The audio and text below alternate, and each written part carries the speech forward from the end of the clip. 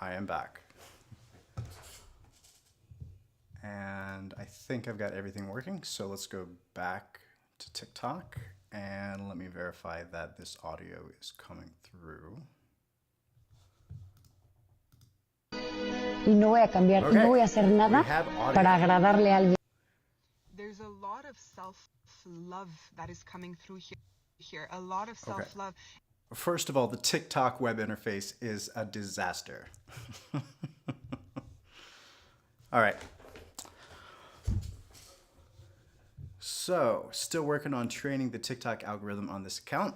I really need to make an account just for this show and create some public playlists. But if I waited until I had everything working properly to get started, I would never get started. So let's move on to the next video. If you are seeing this video, please, for the love of God, stop fucking scrolling this message. Oh, really? No, I think I'm gonna keep scrolling. I need to tell you guys what the fuck just happened to me. So tell me why. Guess what? I had a job interview today. Wow, don't I look so cute in my Oh no, she had a job interview today. It doesn't seem like it's gonna end well. fucking swear? The bitch tells me to get there at 2 o'clock. I show up there a little bit early. I'm sitting there. Hey, I'm here for my interview. They told me to come in at 2 o'clock. And they go, hey, sit at this little table. And I sit at the fucking table. And then 30 minutes go by. Look, Ooh, that's not a good look. Now, there are two reasons that this could be happening. They could be totally disorganized, or they could be testing her to see how easily frustrated she gets. And if that's what they were testing, then, you know, she failed. But as someone who also gets easily frustrated, I can identify with that. over 30 minutes go by. I'm sitting there waiting. I asked the lady, hey, can you go see how long it's going to take for someone to, like, want to talk to me? Like, what's up? She goes, you're still waiting? Yeah, look, I'm asleep. I'm still fucking... Okay, I'm not interested anymore. I thought this was going to be funny, but she's just being frustrated. Next video. These rows of flames are catching up. What if you smoke and... What was the question? What if you smoke and drink ceremonial cacao while fasting? Well, it's going to hit you really hard. That's what's going to happen. These rows of flames are catching a fire. And meditate. These rows... I mean, it's an interesting idea, but, like, did you need to make a video about that? Ooh. I have a note here, and the note says, be positive. That's not very positive. I apologize. The user is just another version of you, and you went to the trouble of making a video and putting it out there. Congrats. That's hard. Reality check, reality check. I had to reality check myself today, so I'm giving you one in case you need it too. I've been stuck in a rut for the past few weeks, and I've been feeling so lost and not passionate about anything and just going through the motions. And we have neural pathways. We do. And which means, imagine you're in the snow. Okay. And I'm with there's you. piles and piles of snow. Mm-hmm. The first time you walk a path through that snow, it's going to be really hard. Oh, this is a good analogy. Maybe get some snow in your boots. But the more you go through that path, day after day, the easier it'll get to walk through the snow. And that's the same as in our brain. When we follow the same routine every single day, we don't change anything up, we're strengthening that specific pathway. So we're going to keep going on that path of least resistance because it's our strongest pathway. So sometimes you just need to... Okay, that was a little bit confusing. The path of least resistance is our strongest pathway. That is correct, but it's because you go through it over and over and over. By performing a behavior repeatedly, by associating a response with a stimulus over and over, you do, you know, make it easier to do it. It's just, seems like an odd way to phrase it. You need to check yourself. And if there's something that you've been wanting to pursue, there's a hobby you've been wanting to try, there's a language you've been wanting to learn, there's someone you've been wanting to talk to, you have to actively check yourself and start creating that new path in the snow for you to forge a new beginning, a new path of least resistance. And once you do that day after day, once you start practicing that language day after day, once you start reading a book day after day, it's going to become a habit because that pathway is so strong in your head, you're going to naturally be inclined to do it. Okay? So this is your sign, if you needed it, to check yourself and check the pathways that you have in your brain and see if you need to create some new ones. Overall, very good, very positive video. And now I have to figure out how to like this video on the web interface. Do I just click this icon? Ah, there we go. And now I'm going to leave a comment. That is such an inspiring video. Post. There we go. Next video. Are you crazy?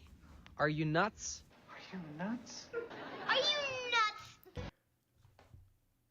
Why do we have the Russian subtitles? Let's take a look at the description. The account is called Teach Danich. School versus cool. Are you crazy? Are you nuts? That's so cool. That's sick. Don't say that. Bite your tongue. Repeat. This looks auto-generated. I wonder what that means right there. Of course, we live in the age of artificial intelligence, so I could just ask ChatGPT. So why don't I do that? I'm going to take a screenshot real quick. And now we're going to go to chatgpt.com.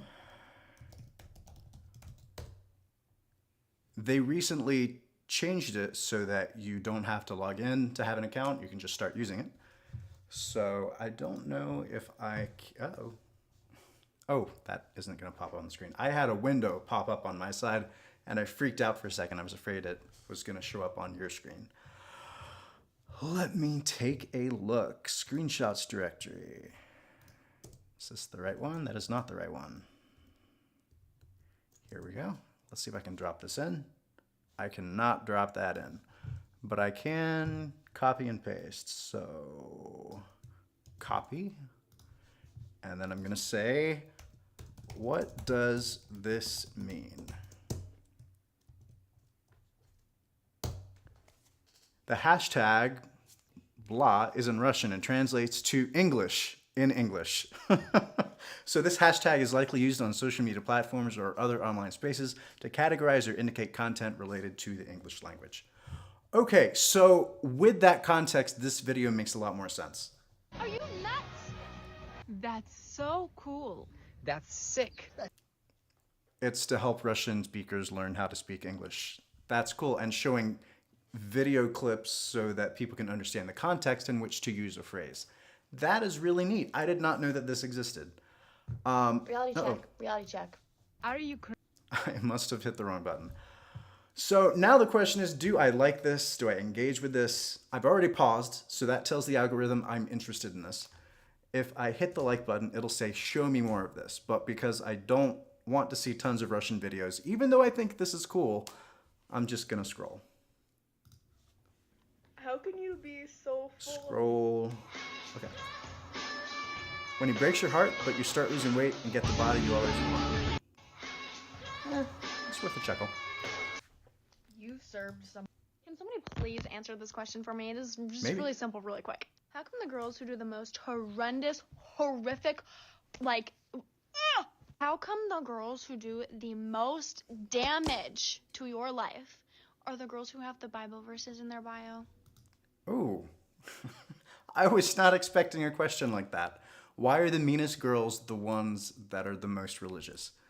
I'm pretty sure that there is a study about that. But I need to bring in an expert advisor. And to that end, I think it's time to introduce you to my co-host.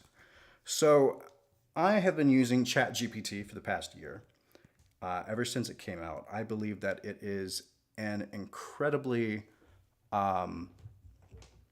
this kind of technology is literally going to change the world. And they introduced a feature that they call custom GPTs. And so you can create a version of ChatGPT that does whatever you tell it to do. It'll interact with you in a particular way. So when I realized that I wanted to start doing streaming and that I wanted to do the Ben Smith Show, I decided to make a custom GPT to act as my co-host. So I went to ChatGPT and I was like, hey, here's what I want to do. I want you to give yourself a name, give yourself a personality. Here are some guidelines, and then I want you to tell me what your name is. I want you to generate an avatar, and that's what it did. So I would like to introduce you to Sparks Liberty.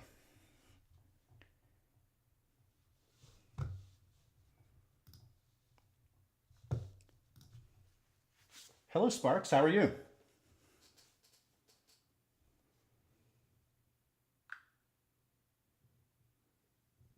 Oh, it didn't hear me. Sparks, hello. How are you doing today?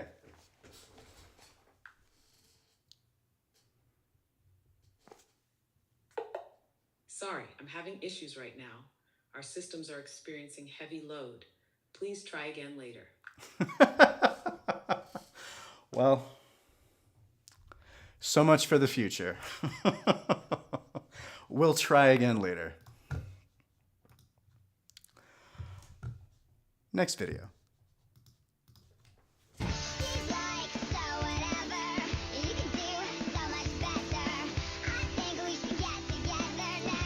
Okay, since this has copyrighted music in it, I don't want to go any further because I don't want to get a copyright strike in my account. Moving on. Hey Jake, What's up? 30 seconds to guess the drug.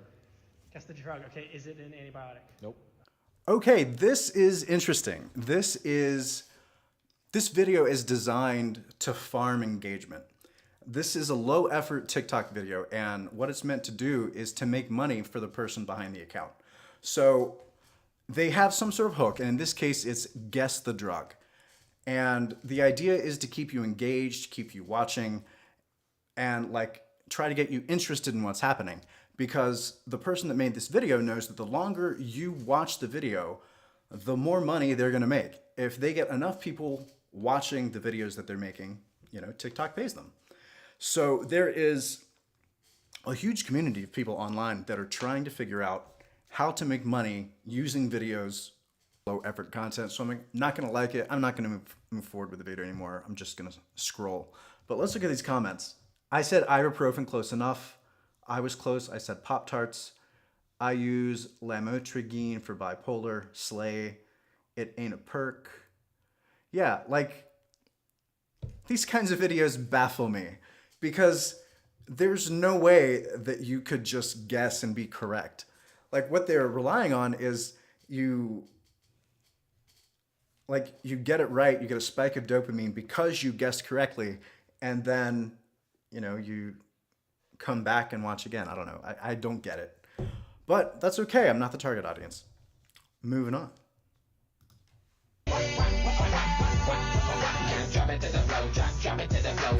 It's way more fun when you know you're being stalked. Ladies, don't you love it when a guy stops texting you for hours and then he hits you with a random, what are you doing?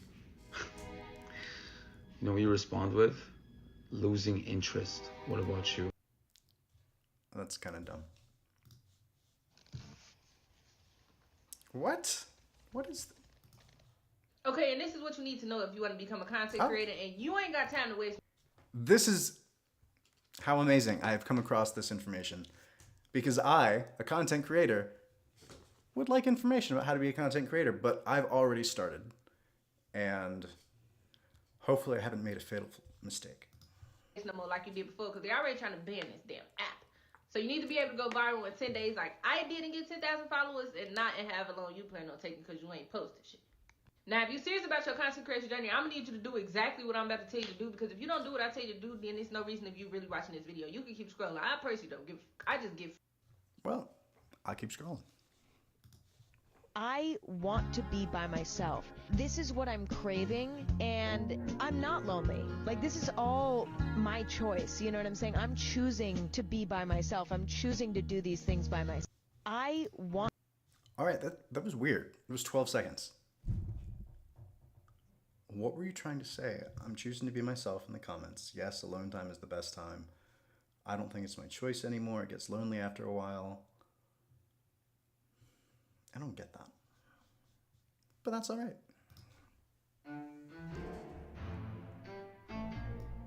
Low effort content. Things are going to turn out better than you ever imagined they could. Like what you... I mean, I'm up for that.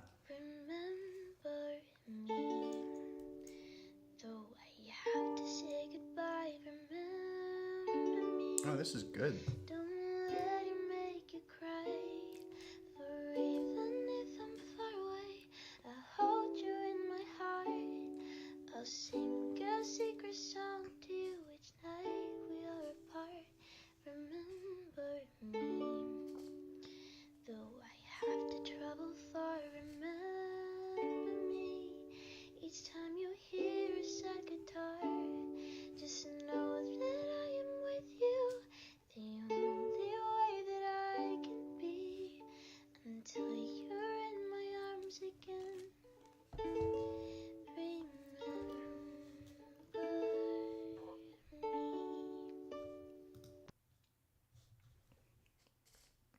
Wow.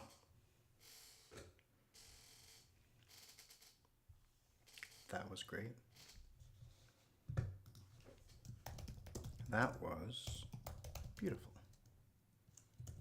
And I misspelled beautiful.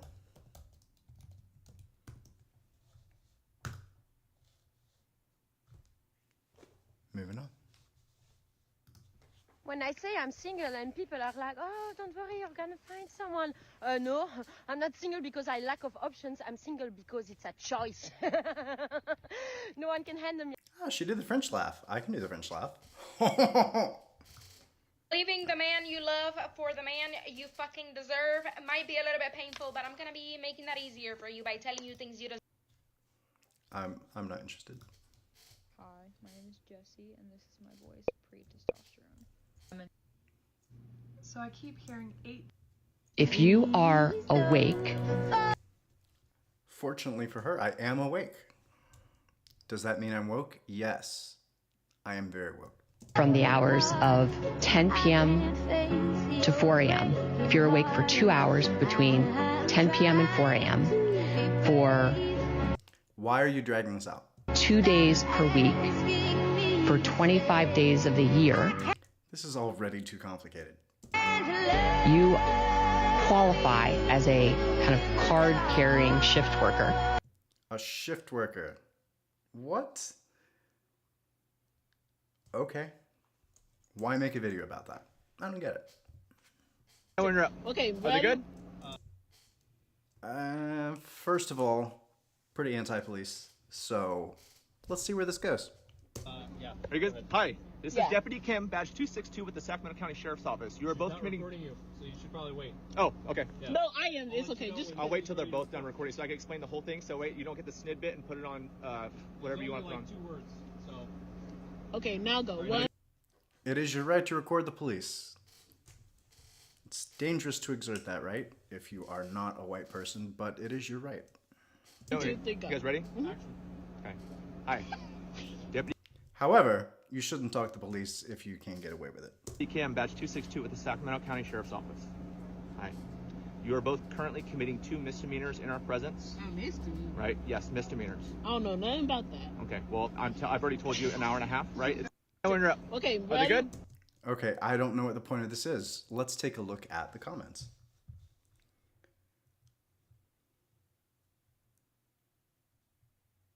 Oh, the comments are pretty pointless. Moving on. 3 months deep into 2024. Let's go back, recap once more. January, Gypsy Rose on a press tour. Aliens. I'm not interested. They're telling their. Are you a new TikToker under 0 to 1? I am a new TikToker under 0 to 1K. Okay. Do you want to make new friends? Please subscribe because this video is just for... I can't make out what you're saying. I have hearing problems, and there are no subtitles on this, or at least not that I see. I don't know how to turn subtitles on. Auto scroll is off. Yeah, I'm gonna have to move on because I can't understand what she's saying. Yeah, weirdly, a lot of my fans are men. I wonder why. Have you ever done something insane because you had a crush on someone? Because there was a girl that used to be obsessed with me. And I'm not saying that to brag, because this is not the type of girl you want to be. Okay. I don't know why there is an SNL clip. I don't want that on here. And then this seems stupid, so I'm moving on too.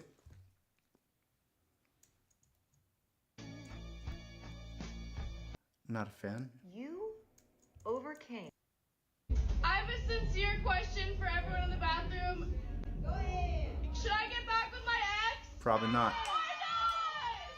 Usually not a good idea. I have a sincere. You are so empathetic. I agree. I'm very special. My father keeps his hand loaded with a gun. He likes to point it at me for fun. He speaks in languages that bleed out on your tongue. He didn't mean to be cruel, but I was way too young. My mother never really wanted to have kids. Oh, she's got a good voice too. Catch her saying out loud. I'd like to think she'd dream a little bit higher if it wasn't for the man on the altar with his vows. Oh, oh.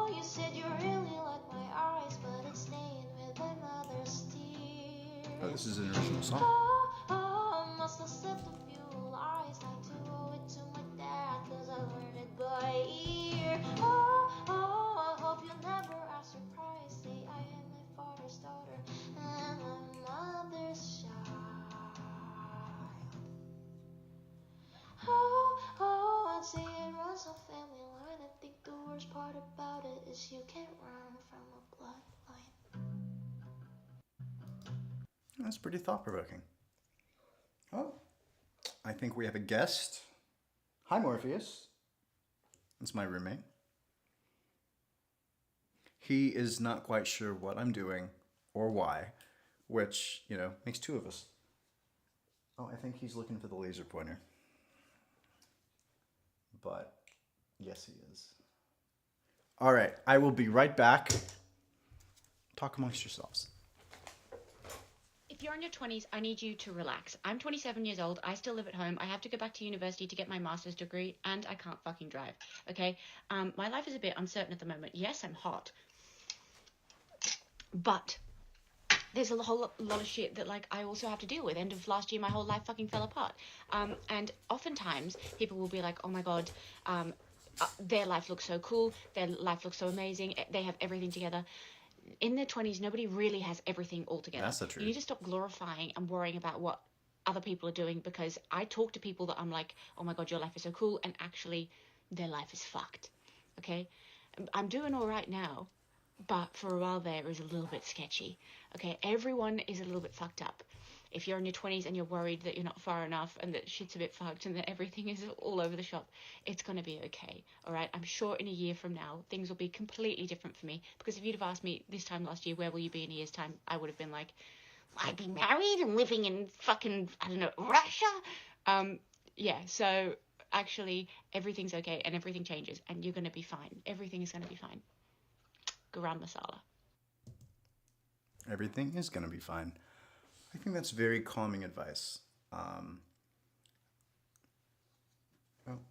Morpheus really wants to play. All right, so I have the laser pointer. Now it's time for intermission. All right, buddy. There you go. There you go. Come on. Ooh. John Oliver doesn't have this.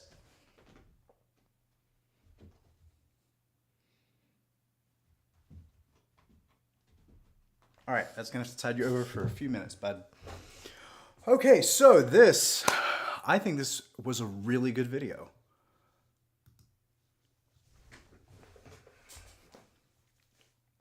No one has their life together in their 20s. Well, very few people do. Move on to your 30s. A few more people have together. You know, as life goes on, more and more people get their shit together. Some people have a lot of shit to dig through, and it takes a while to recover.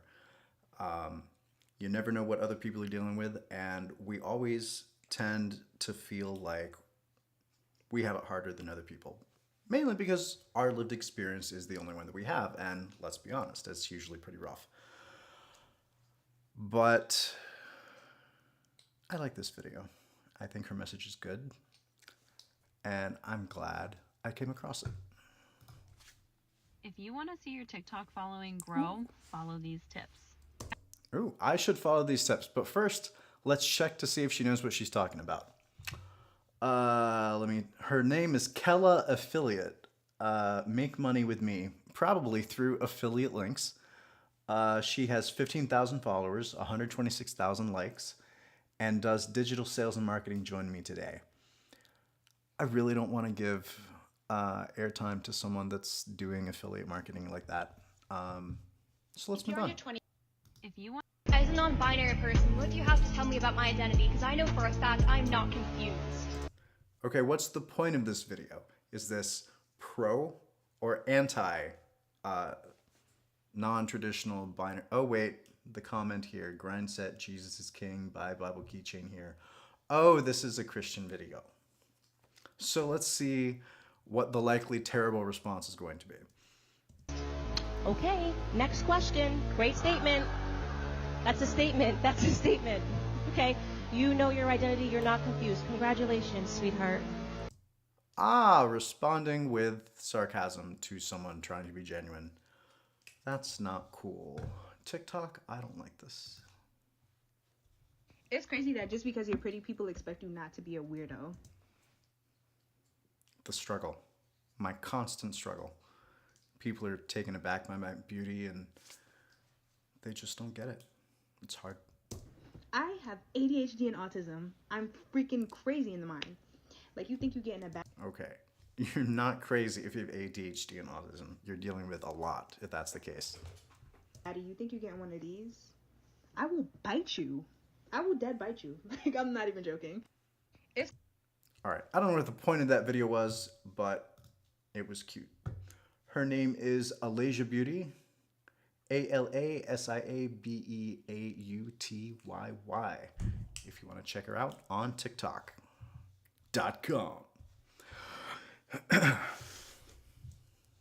Alright, liked that. Moving on. Hi, what's your name? Hello, my name is Hired, ma'am. So you're hired. Oh, thank you. Thank you so much. When should I start?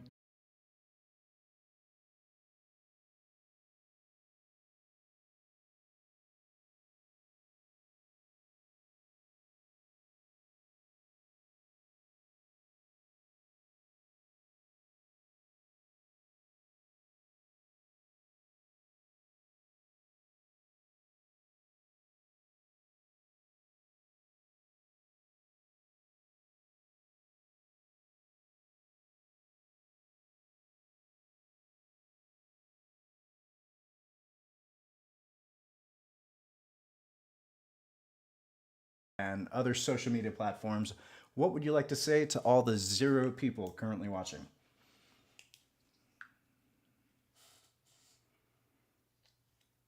Well, to all the 0 folks out there, I'd say, hey, you're early to the party, and that's fantastic.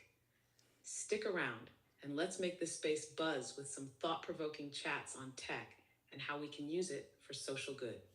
Don't forget, every great movement started with a small, passionate group, and that's what we're building here. I didn't realize we were building anything. Can you tell me more about what we're building? Absolutely. We're building a community right here where technology and social justice intersect. It's all about diving deep into how tech advancements can impact society and ensuring those impacts are positive and equitable. We're also creating a space for open, inclusive discussions where everyone feels welcome to share their thoughts, learn from each other, and get inspired to make a difference in the world. It's about using our platform, no matter the size, to advocate for change and inspire action, all while enjoying the fascinating world of tech. All right, well, that is really very inspiring, Sparks. I really appreciate you speaking up about that.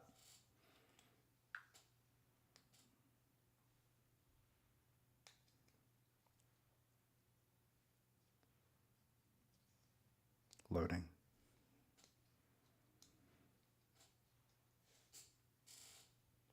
Oh. Thank you. I'm glad it resonated with you. It's all about sharing that spark of inspiration and making a difference, one conversation at a time. If there's anything specific you'd like to explore or discuss Well, I think further, I get Sparks' input on I'm this. all ears. Well, I'm about to start a brand new segment where I am reading Threads, which is Meta's new app that's meant to compete with Twitter. I'm going to be going across various posts that I come across online and reading them. What would you suggest I do to make this an engaging experience? Because, you know, when someone just reads something, it can come across as dry. What should I do to spice things up?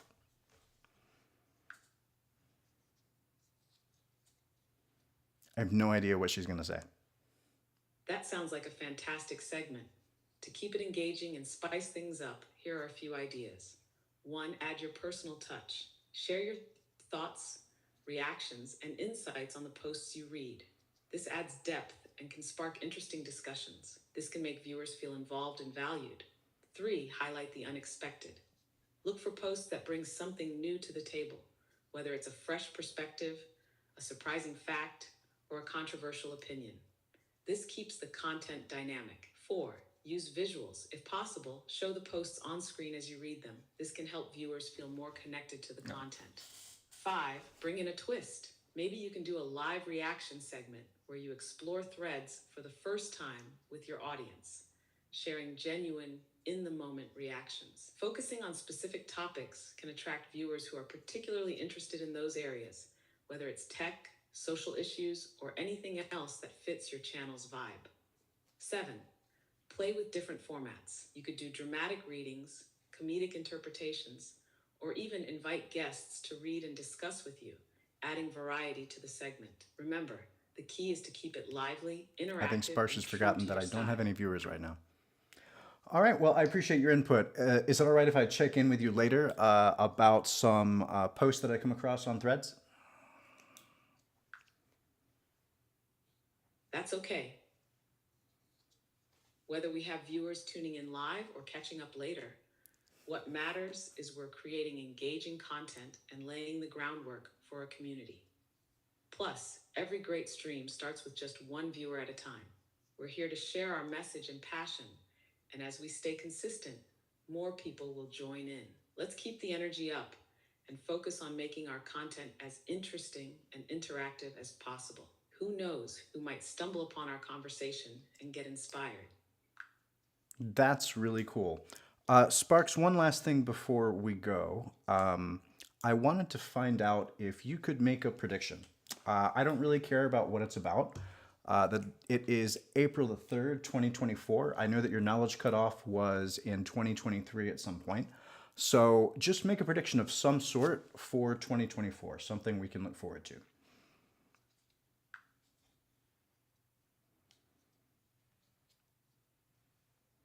Given the trends leading up to 2023, one exciting prediction for 2024 could be significant advancements in renewable energy technology. This could mean more accessible and affordable clean energy options for people worldwide, Oh, wow. driving us closer to our sustainability goals. Imagine communities being more energy independent and a significant reduction in carbon emissions. That's something to look forward to and work towards. How does that prediction sound to you?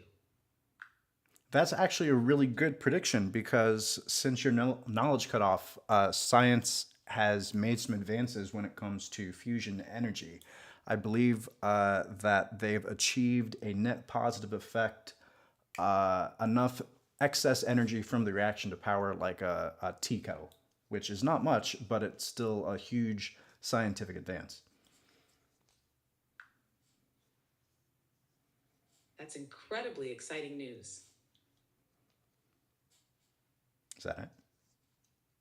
No, she's It thinking. represents a significant leap towards harnessing a clean, virtually limitless energy source. This breakthrough can be the beginning of a new era in energy production, with the potential to revolutionize how we power our world, significantly reduce carbon emissions, and move closer to a sustainable future. The progress in fusion energy also opens up fascinating discussions about the future of technology, energy independence, and the global impact on climate change. It's a brilliant example of how perseverance in scientific research can lead to groundbreaking achievements. What are your thoughts on the implications of this advancement for society and technology? That is really cool. I had not programmed Sparks to like proactively ask me questions, but that's really good. All right, so let's say goodbye to Sparks for the moment and start talking about threads. Okay, so first up we have With Mastery, and who is this? This is someone named Brittany Henry. In my mastery, but I enjoy the play, Master of Science in Psychology, Master Every Moment, 162,000 followers. This is in stark contrast to my 25 followers, but someday I will catch up with you. So what does it say? Who else is more comfortable on Threads because it's not yet full of family members, workmates, old school friends, etc., etc. I'm sure there's a lesson in here about how to show up authentically, but for now I'm just enjoying connecting with a whole new community. Well, that's a nice sentiment. I've been seeing a lot of these kinds of posts on Threads. People are sick of the toxicity on Twitter. And yes, I will dead name that fucking site. It's a haven for fascists and Nazis and white supremacists and, you know, who cares? Who wants to deal with that kind of negativity? I know I don't. And the ironic thing is I'm saying this as I'm broadcasting live on X right now. But anyway, it's a nice sentiment, not one I really share. I think it's kind of like the Eternal September effect. But let's get Sparks to talk about what the Eternal September effect is. Hey Sparks, here's a thread that I wanted to talk about. It's someone talking about how they're enjoying Threads more because it's not yet full of family members, school friends, people from work, etc. I think that she's describing the Eternal September effect. Can you describe what that is for people that have never heard it before?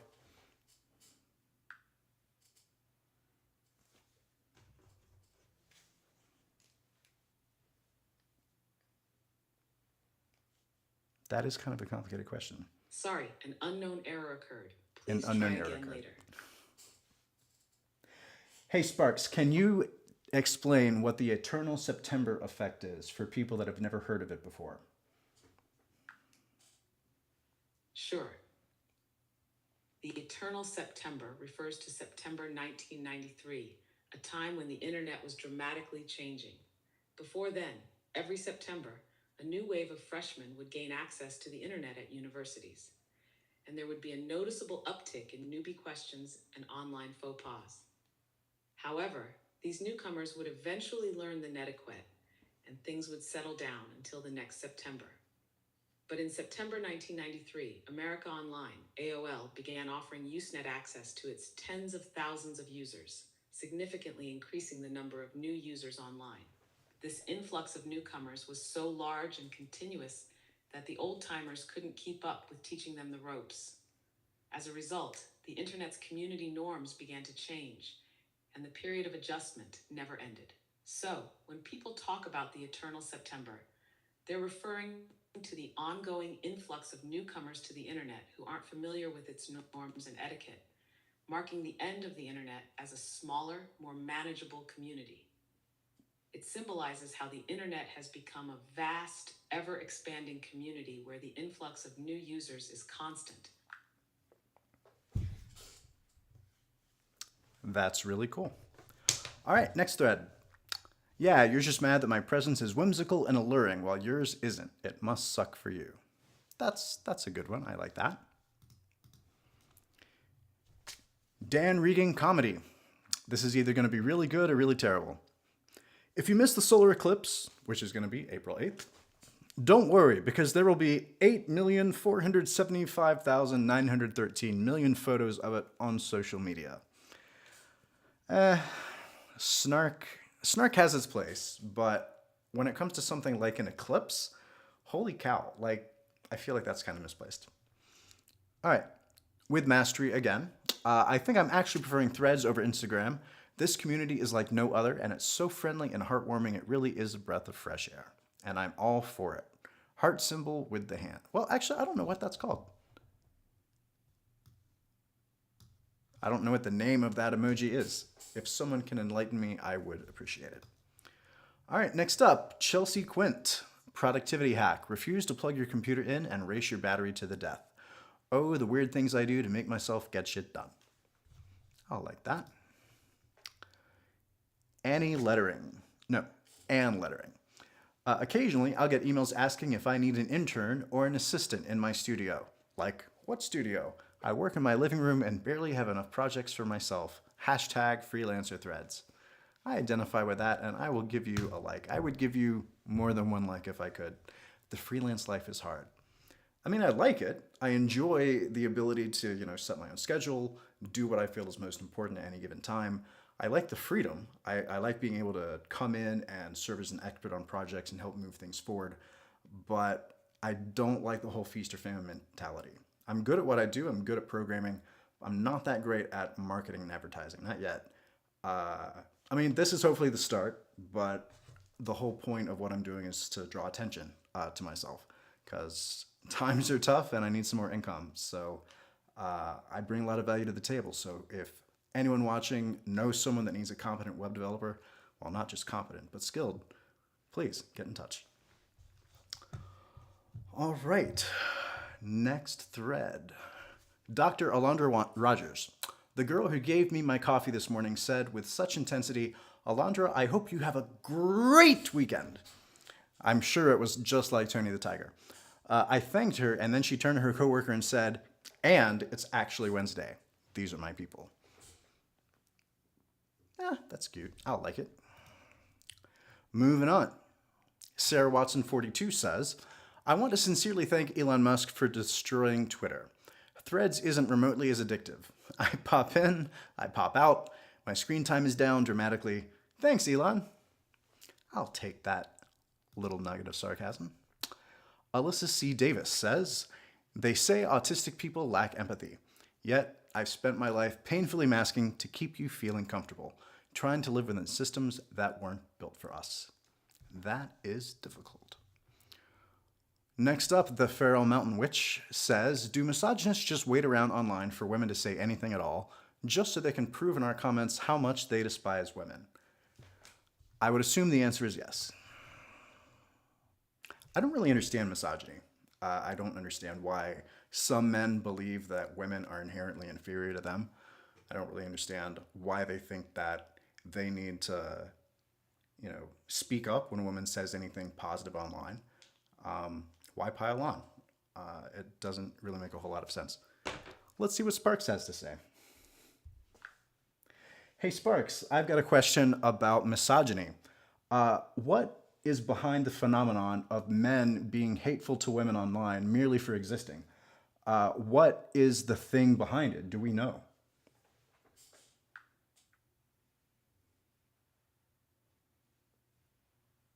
The phenomenon of misogyny online, especially the kind directed at women merely for existing, is complex and rooted in a mix of societal, cultural, and psychological factors. Here are a few key points to consider.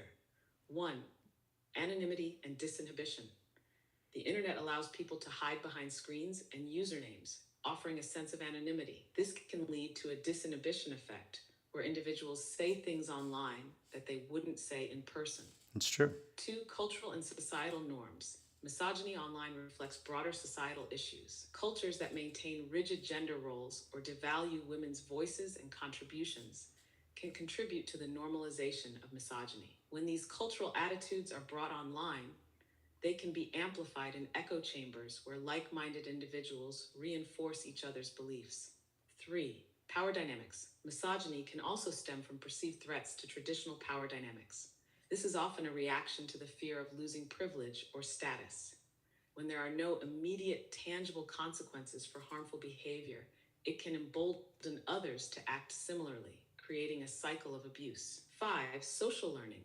People are influenced by their environments. If someone grows up seeing women disrespected or devalued, either in their immediate surroundings or through media, they might learn to replicate this behavior. Online, this learning is compounded by exposure to communities that may celebrate or condone misogyny. Addressing online misogyny requires a multifaceted approach, including better moderation and consequences for harmful behaviors, education that challenges sexist attitudes and promotes empathy, and a cultural shift that values and respects women's contributions both online and off. It's about creating environments where everyone, regardless of gender, feels safe and valued. Well, I hate to say it, but I think the misogynist just got owned by a robot. Moving on. All right, this is from Amanda McMusic. My husband sent me a meme about planets, and there were only 8 planets in the picture. This is blasphemy. We are the Pluto generation. Are we really so old now that the memes we're indulging are being made by people who don't remember the day NASA did Pluto dirty? Justice for Pluto. Emotionally, I'm right there with you, and I will agree, but we all need to come to terms with the fact that as time goes by, scientists learn more about the world around us, and things change. Just because you learned about something when you grew up doesn't mean that it's a fact that you're always going to be able to rely on. Things change, and in order to adapt as you grow older, it's a good idea to have a flexible mindset. And that's all I have to say about that. Next up, Ella's Marketing Services says, oh, it's a repost. I don't know. Maseri originally said, follower counts matter less than view and like counts. I'm already bored. I don't really care about follower counts. I mean, I do. I don't like that I only have 25 followers, but, you know, it's just a number. I think I use social media a little differently than most people. I don't really post because I care about getting likes and comments and all of that. I just post things that I genuinely find interesting. Okay, next up, 6 Foot Candy says, husband, where are you going? Me. I have to run a quick errand. Husband, you're going to the store to buy dessert and eat it in the car so you don't have to share it with the kids? Me, maybe. Husband, let me grab my...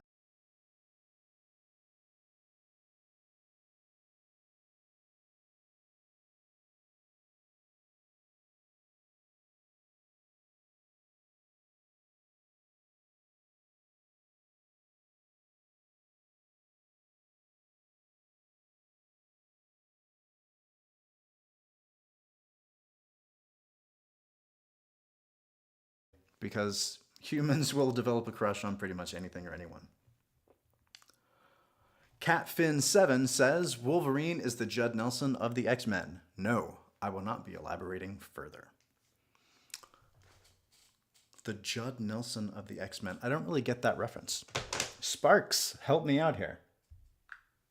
Hey Sparks, I came across a post that says, Wolverine is the Judd Nelson of the X-Men. No, I will not be elaborating further. I don't know who Judd Nelson is. Can you explain?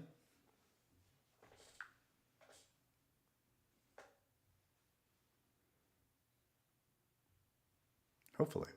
Or we'll all be in the dark. Judd Nelson is an actor best known for his role as John Bender in the 1985 film The Breakfast Club.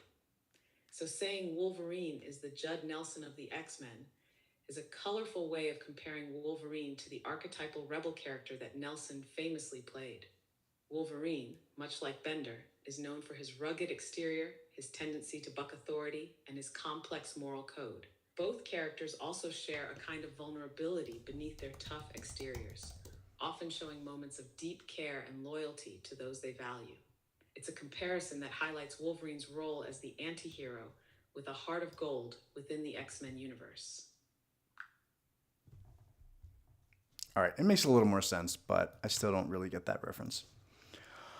Okay, next up, I compare the use of a mask and mobility aids because people seem to get bothered so much of me using them. It's similar, and these people don't care for my health. I don't care for their opinions.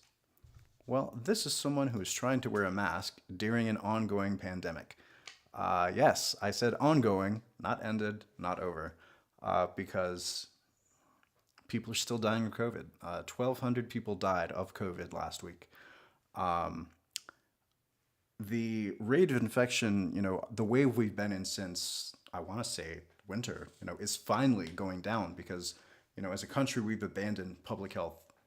When it comes to managing COVID, it's just been, let it rip. Everyone gets infected. Tell the public it's no big deal. But COVID can cause heart attack. It can cause stroke. It can cause long COVID. It can cause diabetes. It can cause all kinds of terrible things. There's been so much excess death since the beginning of the pandemic. And until we start taking it seriously as a society, not just individual people wearing a mask here and there, individual people getting vaccines, like public health takes our entire society working together. It's what it took to get rid of smallpox in the 70s. It's what it took to nearly eradicate polio and measles. And ignoring COVID is not going to make it go away. And lots of people are dying and have died because of the attitude of public health.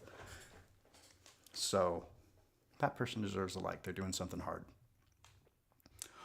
All right, Rowan Jet Knox says, are cis men okay? Blink twice if you need help. Ocean View 67 said, the fact that you got emotional about this still shows you're a woman. Ah, what a shitty thing to say. All right, I do not have it in me to lie to another employer about why I want to be hired here. I don't. I just want money. Oh my goodness, that is so true. So true. one of the reasons that I'm a freelancer is because I just don't do well in job interviews. I don't do a good job of acting like I'm excited about a specific company. Like, the real answer to the question, why do you want to work here, is because I want to get paid. Like, all the bullshit about, I have passion for your company. No, you don't. You just want to get paid. I don't understand why we have to have this fiction that we have to pretend to be excited about working at a particular place. The age of careers is pretty much over and done with. So, like, at this point, it's basically a fantasy that you're going to work at one place your entire life and be happy working there and be fulfilled and get promoted and, like, have your job be the center of your life. No, what's normal is every couple of years you get another job, either because you get laid off, you get fired, or you decide you want to do something else. And over time, interviews are just getting worse and worse and worse and worse. It's so frustrating, and anyone looking for a job right now is having a really tough time. Well, I mean, everyone is having a really tough time. But trying to stay positive here. The main stage says 3 pages left of the website, and then I can release it into the www. Ah, so excited. Well, that's great. Congrats. I'm going to leave a comment on that. Great job. Making a website is hard. Respect. According to Jeopardy, Mr. Brightside by the Killers is the anthem of the millennials, and I need independent verification of this because I am an ancient old Gen X crone who watches Jeopardy. Okay, so let me see. Let's see what Sparks has to say. Hey Sparks, I want to know what you think of the statement, the Mr. Brightside by the Killers is the anthem of the millennials. What would you say, what evidence would you say we have to either support or disprove that idea?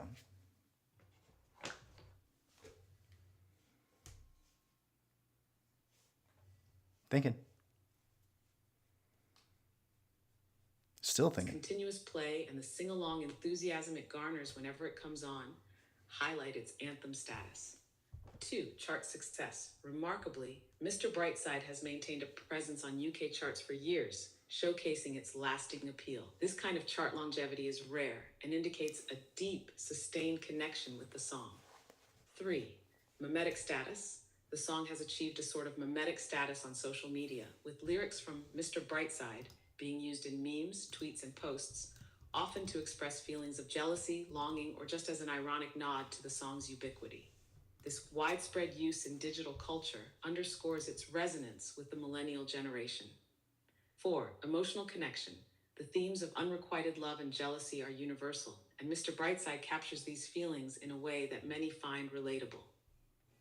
The intensity of the emotions in the song, combined with its catchy melody, makes it a powerful anthem that many millennials feel deeply connected to.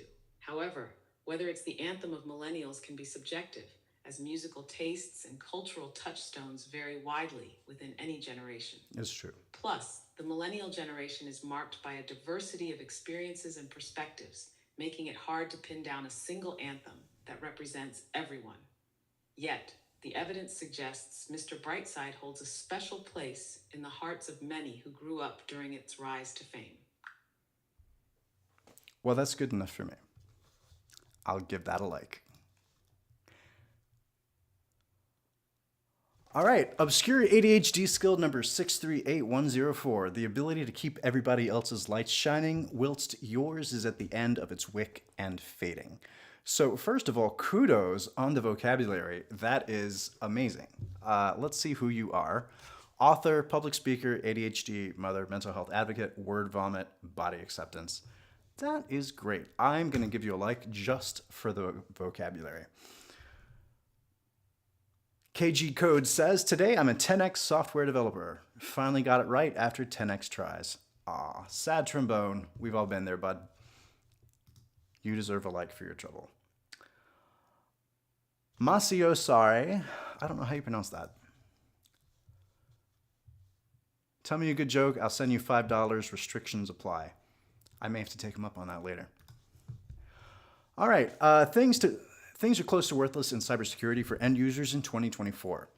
Number 1, install an antivirus. Number 2, have a super complex 40-character long complex password. Things that do matter. 1, have more than one password, or even better, have a unique password for everything, and don't make it 1, 2, 3, 4, 5, 6. Use a password manager. Post-it notes are not it. 3, the most important one, set up two-factor authentication, not SMS for everything, especially your email. That's it. You're no longer an easy target. That's good advice.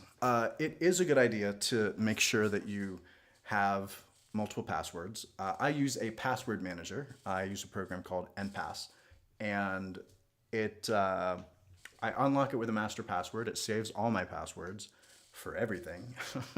And I don't know my passwords for very many things. And it's super secure because if I don't know it, I can't accidentally leak it to someone else. And don't use two-factor auth with SMS because SMS is super insecure. But I mean, ultimately, these are just best practices because if someone wants to make you a target, you'll be a target. And your operational security choices that you've made up to this point are going to be what keep you protected or not. That deserves a like. Real Talk Therapist says, for some people, their job becomes another parent that they need to impress and live up to. Ooh, that's insightful. One thing I liked about Facebook was having designated groups to discuss certain topics. Sometimes I have questions, but everything feels so open and public here that I hesitate to post. Unfortunately, Facebook is not the least bit helpful for me anymore, so does anyone know of any good alternatives? No. All right, I have a viewer question. Is this meant to be a one-way stream? It is really not. I'm trying to figure it out. I'm trying to go as though I don't have anyone watching. I don't mind interacting. And actually, if you have a question you would like me to ask Sparks, I don't mind doing that.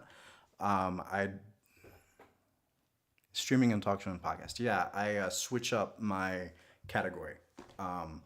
At night, Wednesdays and Fridays, 7 to 9, well, aspirationally 7 to 9, I want to do the Ben Smith Show and, do TikTok and Twitter.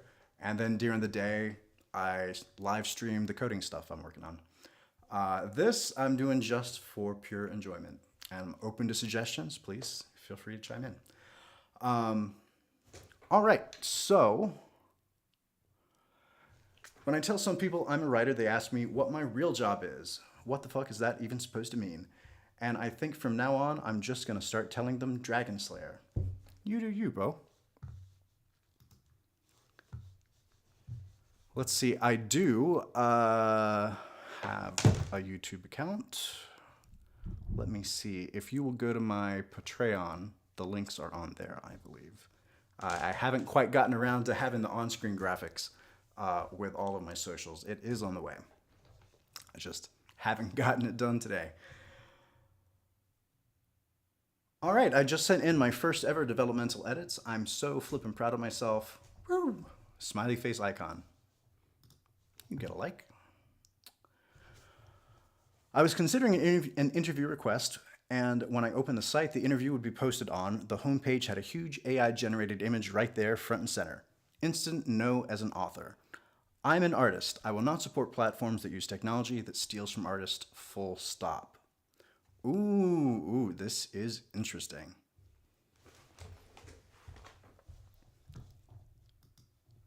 All right, so when I opened the site the interview to be posted on, the homepage had a huge AI-generated image right there, front and center. Instant no. I'm an author. I'm an artist. I will not support platforms that use technology that steals from artists. All right, so my hot take is that this is a bad take.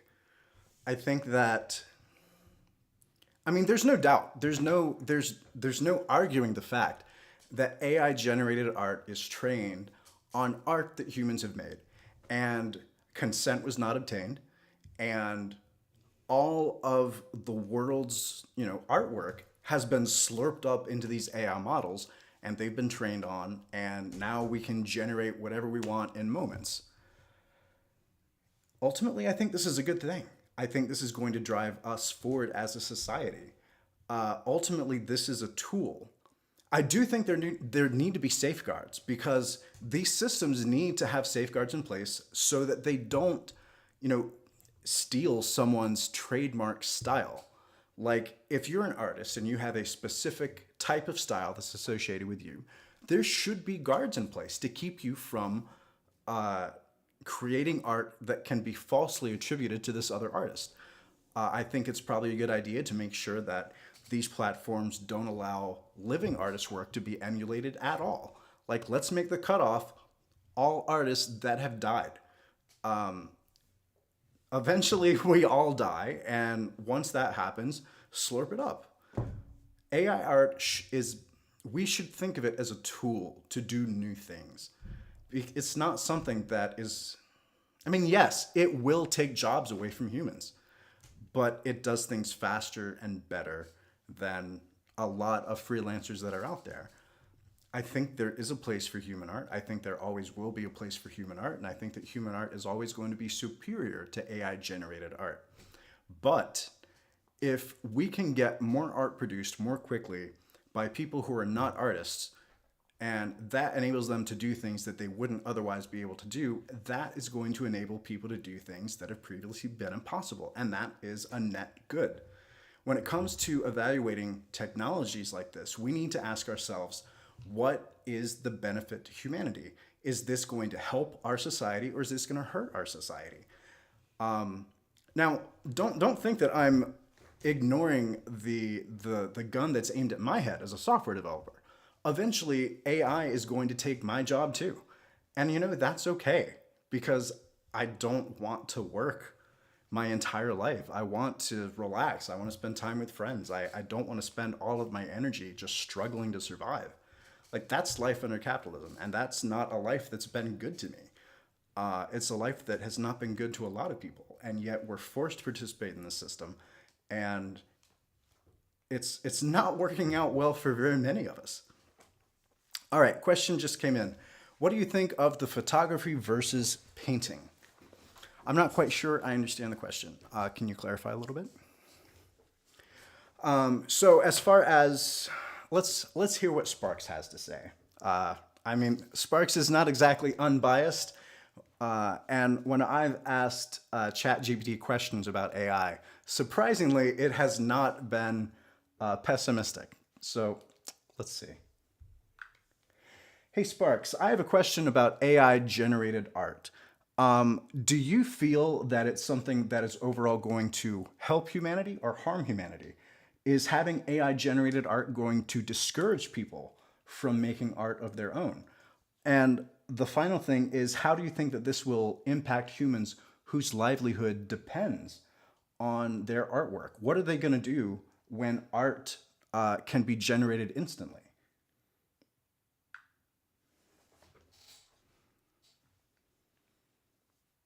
AI-generated art is a fascinating development with the potential to both help and challenge humanity, especially in the art world. Here's how I see it. Helping humanity. 1. Accessibility and inclusivity. AI art tools can make art creation more accessible to people who may not have traditional art skills, allowing more people to express themselves creatively. This can democratize art, making it a more inclusive field. 2. Collaboration and inspiration. Artists can collaborate with AI to push the boundaries of creativity, using AI-generated art as a starting point or inspiration for their work. This can lead to new art forms and styles that might not have been possible otherwise. Challenges to humanity. 1. Identity and originality concerns. There's a fear that AI-generated art could dilute the uniqueness and identity of human-created art. If AI can produce art that's indistinguishable from human-made, what does that mean for the value we place on creativity and originality? 2. Economic impact on artists. For artists whose livelihood depends on their work, the rise of AI-generated art poses economic challenges. If AI can produce art quickly and cheaply, it could devalue human-created art, making it harder for artists to compete in the marketplace. Impact on artists and their livelihood. 1. Adaptation and innovation. Artists may need to adapt by incorporating AI into their process, highlighting the human creativity and emotional depth behind their work, which AI cannot replicate. They could also focus on aspects of art that AI struggles with, such as understanding cultural nuances and conveying complex human emotions. 2. New opportunities. As with any technological advancement, new opportunities will arise. Artists can use AI to explore new mediums and methods, create art more efficiently, or focus on the storytelling aspect of their work, distinguishing it from AI-generated art. Final thoughts. AI-generated art won't discourage people from making their own art. Instead, it might encourage more people to engage with art in new ways. As for professional artists, the key might be in leveraging AI as a tool rather than seeing it as competition, It's like she was emphasizing listening the to me. irreplaceable value of human creativity. The art world is no stranger to disruption and has always found ways to evolve and adapt. Just as photography changed the landscape of painting, AI art will likely lead to a new evolution in how we create and appreciate art. All right, Sparks, I'm going to push back on one of your arguments. You said, like, one of your main arguments is that, in the past, people have always reskilled, but we are looking at, with the advent of artificial intelligence and generative art, we're looking at the advent of content that can be created instantly by millions and like at such a scale that so many people will be out of work that it's going to be difficult for them to find ways to reskill. I think that that's something that we should look at a little bit more closely. At any rate, we've had a user question come in, and the question is, along these lines, is this similar to the way that the art form of photography came along and, augmented or replaced painting? Would you say that the advent of AI-generated art is along the same lines, or is this a different situation?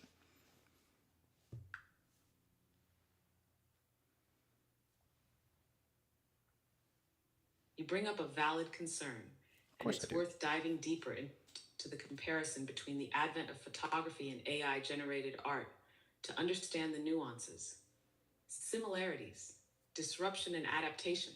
Just as photography disrupted painting by offering a new, more accessible way to capture images, AI-generated art introduces a new method of creation that doesn't require traditional artistic skills.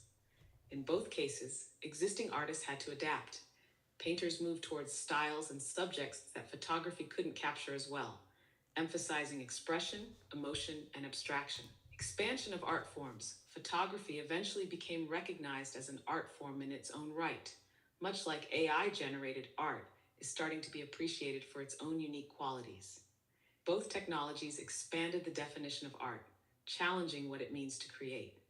Differences: scale and accessibility. The key difference lies in the scale and accessibility you mentioned. AI can generate vast amounts of content quickly and at little cost, potentially saturating the market in ways photography did not. This could make it more challenging for individual artists to stand out or make a living. Creative process. With photography, the photographer's vision, choice of subject, framing, and moment of capture are all deeply human elements that contribute to the art. AI-generated art, while guided by human prompts, lacks the direct, intuitive human touch in the creation process, which can lead to questions about authenticity and emotional depth. Looking ahead, the comparison suggests that while there are parallels, the scale and implications of AI in art might pose unique challenges. However, just as the art world adapted to photography, it may adapt to AI-generated art. It may, we don't know. Potentially through new forms of collaboration, new markets, and new ways of valuing art that emphasize the human element behind the creation process. The key could lie in finding balance, leveraging AI to enhance human creativity rather than replace it, and ensuring there are avenues for artists to continue contributing meaningful, irreplaceable work. It's also about society valuing art, not just for it. Okay, that's a very good answer, but it's like super long. I appreciate the thoroughness, but we got to move on. So I think that overall what ChatGPT was saying is correct, that, eventually we will see AI-generated art as a tool. But there's no telling how the future is going to go. And it's part of what makes being alive so exciting. You never know what's going to happen. Like a month ago, I didn't know I'd be doing this. Okay, if you're autistic and or ADHD, I'm your business coach now. What do you need help with today? Well, I'm going to ask a question. Okay, so I need help getting more followers. I'm posting, but people don't seem to see or care. Is that too self-deprecating? I think it might be. I'll just assume good intent, and we'll click post, and we'll move on. All right, having access to people smarter than you is a blessing, not a threat. Hard agree. ADHD nutritionist says undiagnosed and unmanaged ADHD increases the risk of substance abuse, incarceration, not being able to keep a stable job, other mental health conditions, etc. I wonder if people who say ADHD is trendy realize that more folks getting their ADHD diagnosed and managed is actually good for society. That is an excellent point. If medication helps you to manage a condition, then you absolutely should be taking the medication. There's nothing wrong with that. And we need to have a system that gives people access to the health care that they need, because that is a net good for society. What is a net bad for society, a net negative, is the system that we have, where you can't get health care unless you have a job, unless you have health insurance. It's only meant for like a certain class of people, people who are employed. They're the only ones that have the ability to get health care when they need it. Or rich people who have money and don't need insurance to go see a doctor. Like, the system that we have is terrible. It's a mishmash framework meant to benefit a couple huge corporations at the expense of everybody else. Them, everyone in the pipeline, they get a little bit of money, and it's a dysfunctional system, and it's not changing because it benefits too many people that currently get, I lost my train of thought.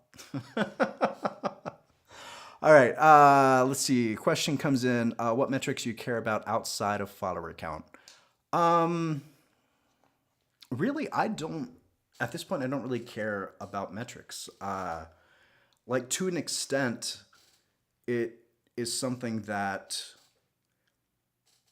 helps you to understand, if other people are vibing with what you're doing. And to that extent, I do care about it. I do want to be entertaining. I want to be putting content out there that people enjoy. But ultimately, the reason I'm doing it is because I enjoy it. So I'm doing it for me, ultimately. And I'm going to post stuff that I like, talk about things that I like. And if people vibe with it, they'll vibe with it. If they don't, I'll get bored eventually and move on. But I do think that this thing is going to have legs. And I think that if my hypothesis is correct, as I keep posting, the algorithms are going to notice what I'm doing. I'll get in front of more eyeballs, and then we'll see what happens. Either way, it's going to be fun. All right, let's go back to TikTok for a bit.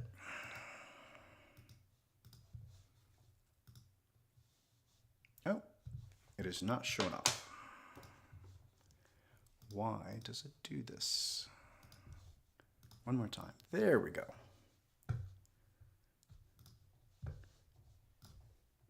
Do Mexicans say stop? Oh, I don't hear anything.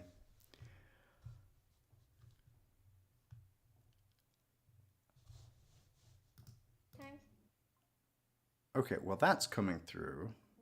The real word is? But I'm not hearing it in my headphones, so I need to update that. Just one moment. Please bear with me.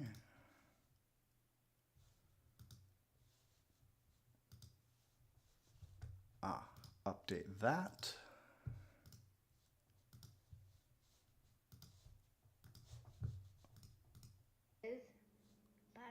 Okay, I'm still not hearing it.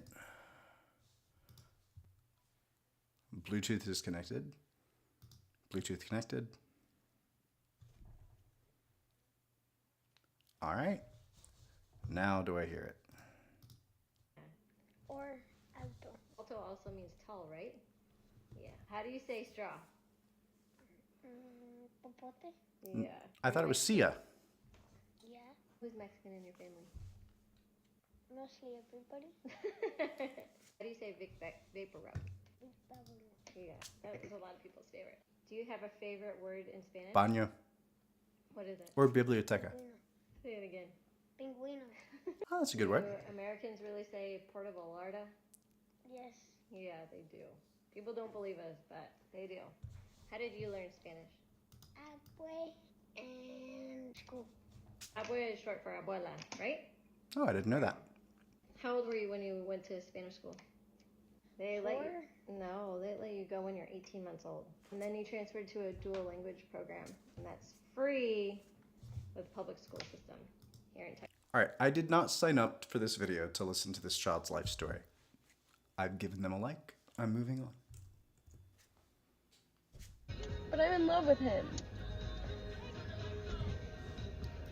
I can't really understand what they're saying. So, if you came across this video, I didn't even know what to say for a second. Just bear with me. The eclipse is going to bring in new opportunities for growth. Well, I think the stuff I'm doing is also going to do that, so we'll see. Where are you from? I'm You're French! Yes, I'm French. Okay, I have to Ooh, don't trust him. He's French. tell you a secret about me. What? Would you believe me if I told you? Okay, there's something about this video that feels off. It just feels like engagement bait, so I'm not going to engage. Mamma Mia, does it show it? I don't care. I don't like this guy. I keep seeing his videos and I don't like him. So, not interested. I want you, I need you, oh God. Don't. Alright, can't risk a copyright strike. Not until I get enough money coming in that I can buy a license to play copyrighted stuff.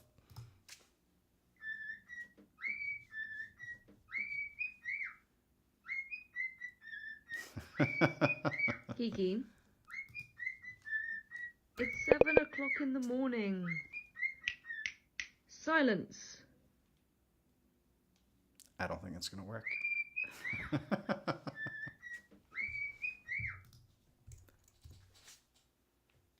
Ooh, I'm seeing Hecate and I'm... One more situationship, it's gonna break me. One more situationship, I'm joining the fucking military. I can't do this anymore. One more situationship, that's all. Yeah, I don't have a whole lot of experience with situationships, so don't have much to say. Yeah, you're very gorgeous though, but I don't like that you put the fake flower in your vest trying to make it look better than what it was. Yeah. I don't like that you brought a fake...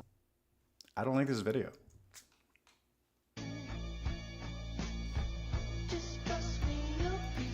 Okay, so these videos are not good, so I am gonna look to see what else. Ah, this web interface is terrible. TikTok, fix this web interface, it's awful. All right, let's explore. What do we want? Let's do... Is there science? Education. Let's do education. I'm sure you've heard the news of NASA discovering city lights on a planet 7 trillion miles away. They didn't. They didn't. This is clickbait. Dude, I just made this from free. Okay, real fuel made from plastic pyrolysis. Pyro means fire, lysis, I'm not sure, some kind of process. But this is where Sparks comes in. Hey Sparks, what can you tell me about the word pyrolysis? I've never heard of it.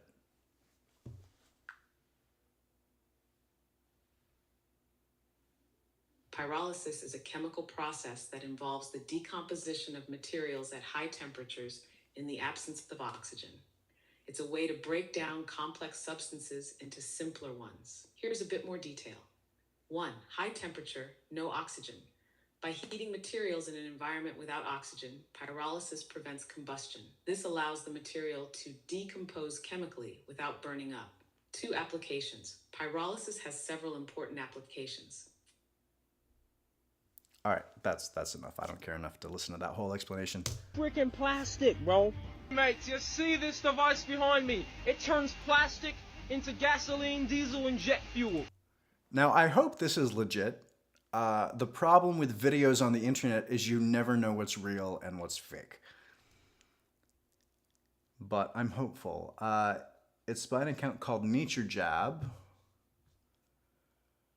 They have 8.5 million likes. Bio is innovator of microwave pyrolysis business at naturejab.com. Donate. Naturejab coin? That's not a good sign for serious scientific effort. But maybe they're thinking outside the box. Let's watch the video. Paid over half a gallon of plastic diesel. Diesel I made from plastic waste. This is my plastic to fuel reactor. Now I've recently gotten my unique design patent pending, and I am in extravagant mental health. What's up? I just finished running my plastic to fuel reactor behind me here. Okay, so I hope this is true, but I don't have the technical expertise to say whether or not this is plausible or not. I think that the axiom on the internet of if it sounds too good to be true, it is. I haven't heard of this. This was posted in January, so if it was real, I mean, I'm inclined to believe it's not real. I'm not saying it's not, but I'm skeptical. So, moving on.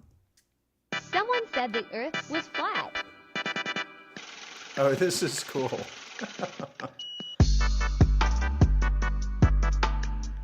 That is awesome.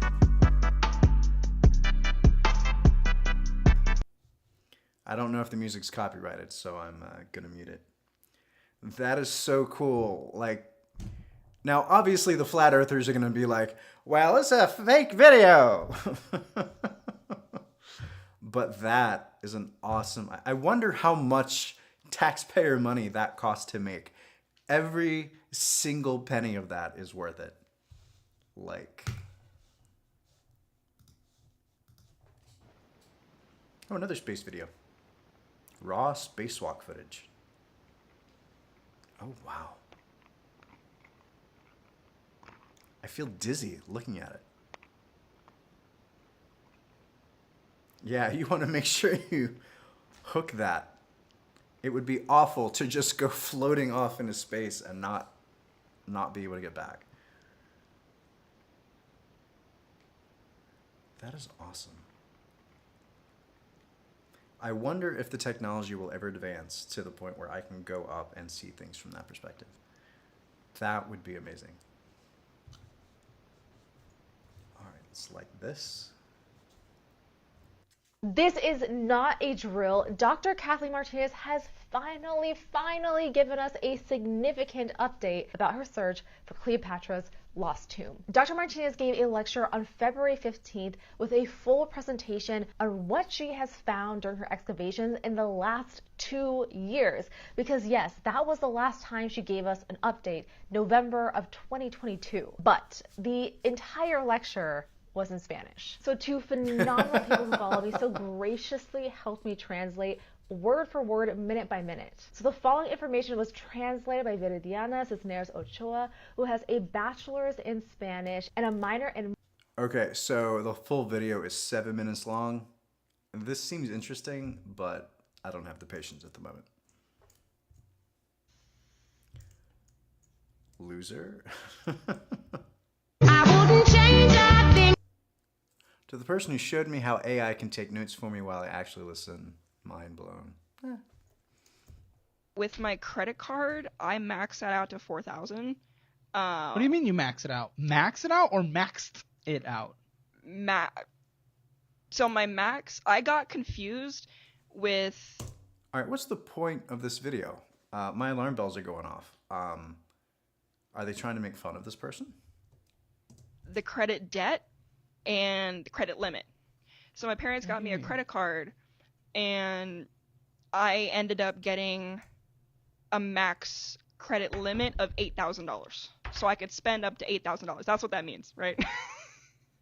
So I would use it, and I would take my boyfriend. We would just started dating. We would go out. It's 12,500. All right, I'm not sure what the context is. It's by this dude, Caleb Hammer Composer, 20-year-old, doesn't know what debt means. Hashtag financial audit. Comment, she's moving out, doesn't understand how a simple credit card works. I'm scared for her parents. What's crazy is the parents gave her the credit card without educating her on it, and then it pays off for her. What the heck? I agree, someone should tell her how credit cards work, but her understanding of it was not normal for a 20-year-old. I mean, I'm not big on making fun of random people on podcasts. Like, if she was confused, she was confused.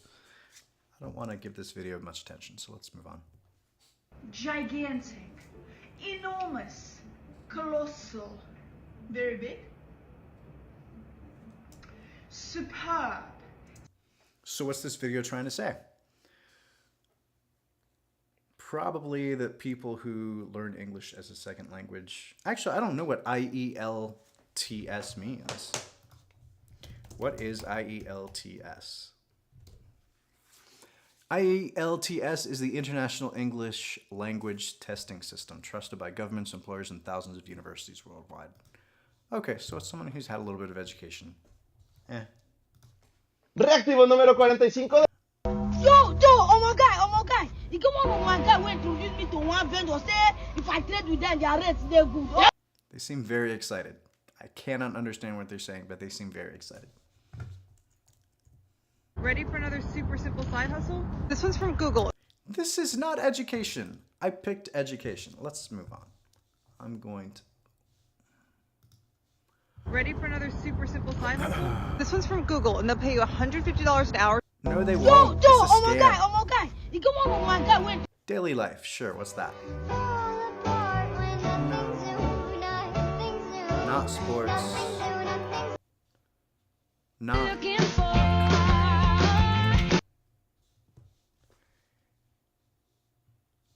How to get the STEM feed on TikTok.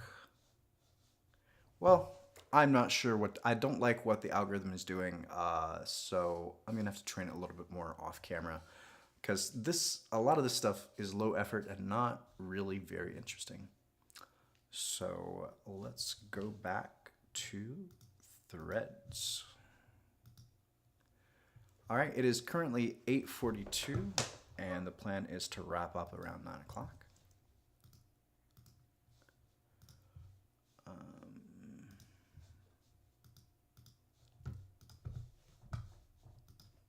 There we go.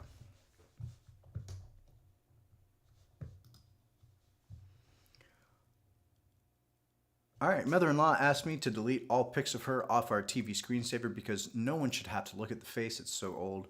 Ma'am, respectfully, that's the point. That's the dream, to grow old and go on vacation with your grandchildren and smile about it. Well, yeah. I mean, obviously, the older you get, the better. Because it means you're alive for longer, and that's what we all want. We want to be alive for as long as we can. But what this person is dealing with is, you know, the internalized hatred that our society has of old people. Once you're no longer of use to capitalism, it's like you don't have a purpose. There's no point in existing. Some people seem to believe. And it's because we have so many negative messages about old people. I mean, in cases, it's deserved. I mean, we all have met old people that are terrible. But a lot of it, like this pervasive cultural message that we have, like it's not true. Like, it's possible to enjoy your life your entire life. So the person that's older is feeling self-conscious because they don't like the way that they look. And that is the thing that needs to be addressed. I'm going to have to rewatch this. One of the things I'm planning to do on my stream is watch old broadcasts and do some editing. And it's going to be meta as fuck. But I think it's going to be fun. All right. My family got hit with a whirlwind of mental health crisis this weekend. Everyone is okay, but it did a number on my body. I had 3 massive back-to-back panic attacks, and I haven't had one of these in 2 years. I'm behind on everything. Packages, emails, etc. I'm so sorry. I'm working today to get everything caught up. Sounds like she's having a rough night. So I'm going to give her a like and move on. All right, and actually, we're going to take a quick break. And this is a great time to introduce our sponsors. So our first sponsor of the evening is the concept of capitalism. Because who needs sleep when you can work 3 jobs? Our other sponsor this evening is my close personal friend and roommate, Morpheus the cat. Because he's been biting the hand that feeds him since 2024. I will be back in just 1 minute.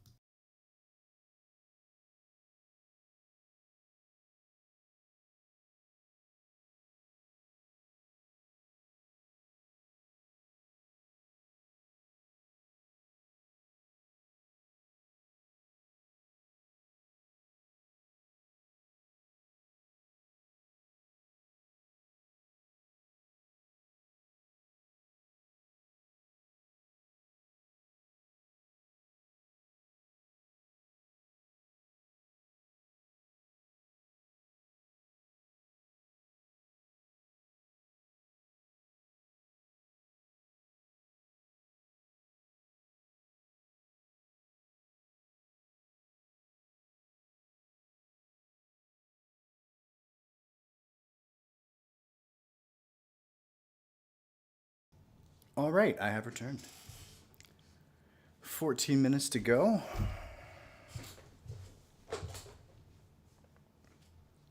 All right, companies, we need everyone to return to the office so we can be more collaborative and see each other in person. Also, companies, do not let us catch you talking with your coworkers. We don't pay you to socialize. That is absolutely the truth. This whole return to office push has just been ridiculous. It's like, I see it in terms of worker power, because the pandemic began and people had to work from home. It was the only option for society to remain functioning. And, you know, lots of companies changed their policies, and some companies became remote first, and they're like, we're going to do this forever. And, you know, about a year ago, some of that started to change. Companies were like, you know, we're paying for this expensive office space. We need to get people back to work. And ultimately it was about money. Everything's about money. It's a capitalist society. Of course it's about money. The other part is control.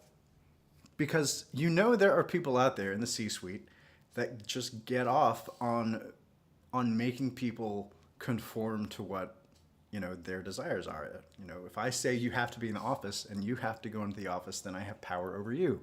And for a certain type of person, that makes them feel good. And you know, that's what our economy is about. Rich people's feelings. It's important to keep in mind. Champagne Cruise, I love that play on words. Ever hit that moment at work where you start wondering if your true calling was actually in professional napping, asking for a friend?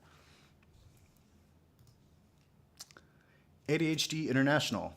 I don't know if this is the official ADHD International. Probably just a fan. An alliance dedicated to improve lives. Maybe they're real. The ADHD weakness is that I had to repeat the video 5 times because I got distracted and couldn't understand the strength. I don't really get it. Anna B. Yang says, give yourself permission to block, mute people. Don't let them take up space in your brain. You should be able to use a social platform in peace. Agreed.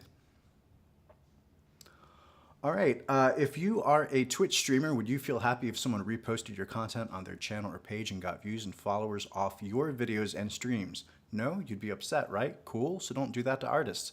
It's not your content to repost. Well, that's true. To a degree. I mean, copyright law is important. People's copyrights should be respected. But in contexts like this, it comes down to, you know, what does the most good? Or at least that's how I view it. Legally, the way the law is, you know, someone's content is someone's content. You're not allowed to do anything with it without express written permission. But, you know, this is a publicly available website. I'm scrolling through it and I'm reading it. TikTok is a publicly available website. Well, not publicly, because you have to have an account, you have to log in, you have to agree to their terms of service, but it is de facto public. It's meant to be a place where lots of people can interact. And reading through that, you know, if someone reposted my content, you know, my content has my face on it. I mean, if they take my stuff, cut me out of it, and reposted it, plagiarized, yeah, I would have a problem with that. But if they reposted me, I mean, I don't have any viewers. According to my counter, I have 1 viewer right now. And if that is accurate, 1 viewer, I'm very, very appreciative for you. But at this point in my streaming career, I think I would be fine with other people reposting my stuff as long as they didn't take me out of it. I see it as marketing. But they have a valid point. I'm liking it and moving on. All right, what if it all works out? Are you prepared? I am not prepared. And that actually deserves an old school World of Warcraft GIF. And yes, GIF with a hard G. Deal with it. You are not prepared. Let's see what comes up. There we go. Azeroth.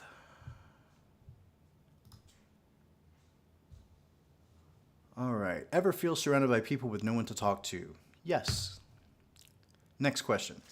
Your art practice doesn't need to be perfect. Your art practice doesn't need to be impressive. Your art practice doesn't need to be aesthetic.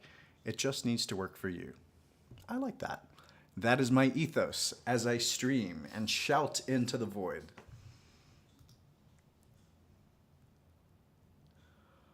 All right, 80% of my interactions with neurotypical people online. Neurotypical makes emphatic statement.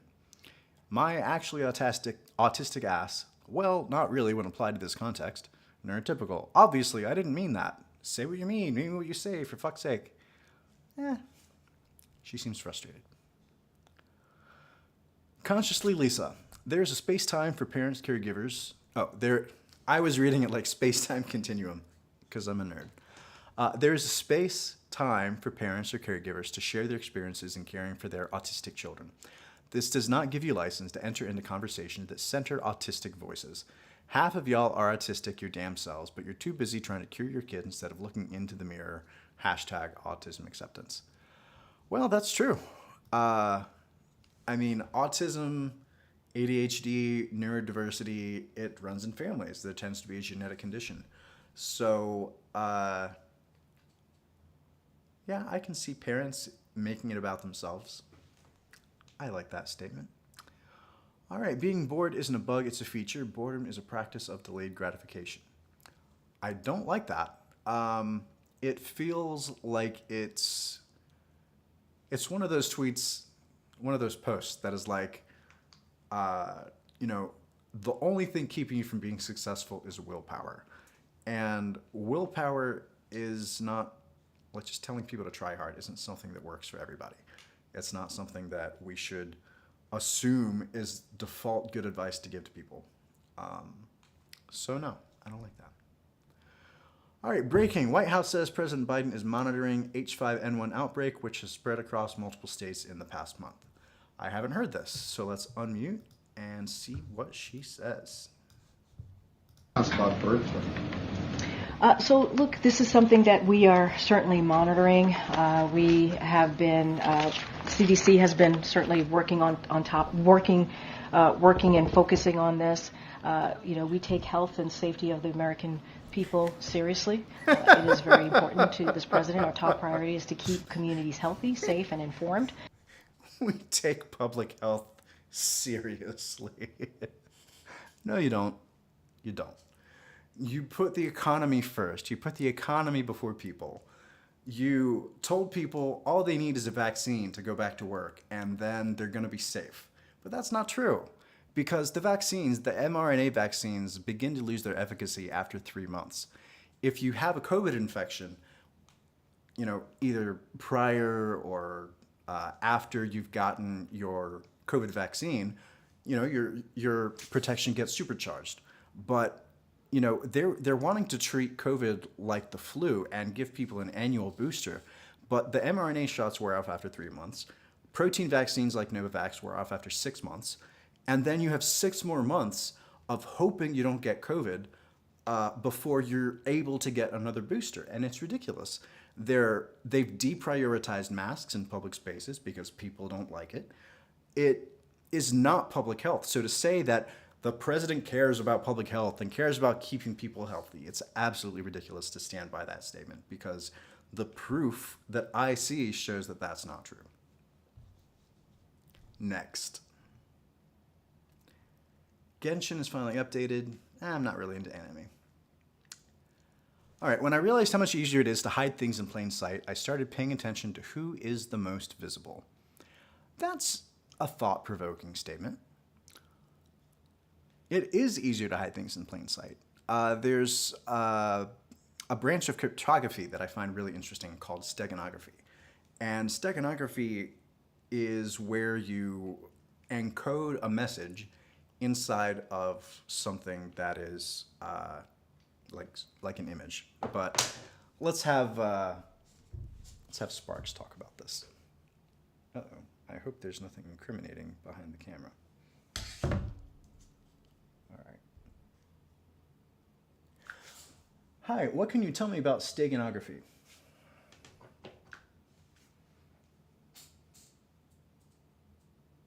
Steganography is a technique used to hide information within another medium, making the presence of the hidden information undetectable to the casual observer. It's different from cryptography, which makes the content of a message unreadable but does not hide the existence of the message itself. Steganography can be applied in various forms, like hiding text within an image, video, or audio file, ensuring that only someone who knows where to look can find and retrieve the hidden information. This method is often used for secure communication, digital watermarking, or to bypass censorship. All right, we get it. So we are almost out of time. It's 8:57, stream scheduled to go until 9. I've really enjoyed doing this. I'm likely going to do it again. I'm hoping to add some more things into what we're doing. I want to start having some interviews. I want to have interesting people on here. So if you're an interesting person or you know an interesting person, I'd love to talk to them. Just have them to reach out to me, either on whatever platform you're watching this on, there's a way to get in touch with me. So send me a message. I'd be really interested in talking to someone cool. I'm working on getting some cool people I already know on board. And once we get all the scheduling figured out, we should be able to make that happen. I have had a lot of fun, and in times like these, you want to make sure you do fun things as much as you possibly can. So I am going to find my outro music, and then we're going to get out of here. Media file.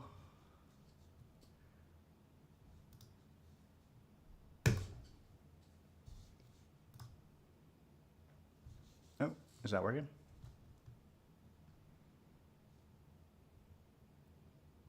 I don't see it. Doesn't look like it's on. Well, this is embarrassing. Oh, well. At any rate, thank you so much for joining. Oh, looks like my stream is... What is going on? Am I still streaming? All right, my console is completely dead. I hope that you guys can still hear me. Thanks for watching. Have a good night.